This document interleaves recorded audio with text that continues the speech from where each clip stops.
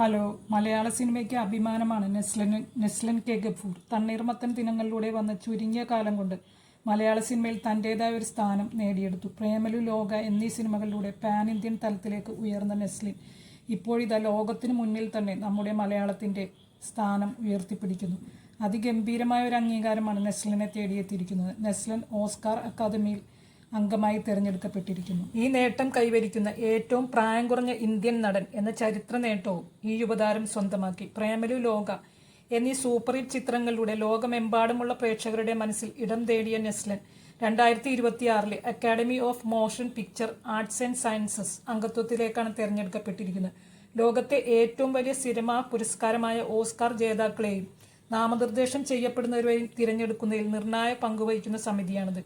ഇത്രയും വലിയൊരു ആഗോള സംഘടനയിൽ ഇത്രയും ചെറിയ പ്രായത്തിൽ അംഗമാകുന്ന ആദ്യത്തെ ഇന്ത്യൻ നടൻ എന്ന ബഹുമതിയാണ് നെസ്ലൻ മലയാള സിനിമയ്ക്ക് സമ്മാനിച്ചത്.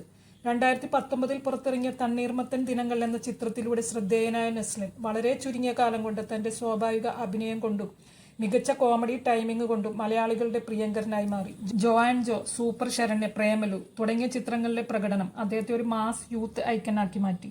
നെസ്ലിനെ പോലെയുള്ള യുവതാരങ്ങൾ ഓസ്കാർ അക്കാദമിയിൽ അംഗമാകുന്നത് മലയാള സിനിമയുടെ വളർച്ച ആഗോളതലത്തിൽ ശ്രദ്ധിക്കപ്പെടുന്നു എന്നതിൻ്റെ വ്യക്തമായ തെളിവാണ്. ഇന്ത്യയിൽ നിന്നുള്ള മികച്ച പ്രതിഭകൾക്ക് അന്താരാഷ്ട്ര തലത്തിൽ ലഭിക്കുന്ന ഏറ്റവും ഉയർന്ന അംഗീകാരങ്ങളിൽ ഒന്നാണിത്.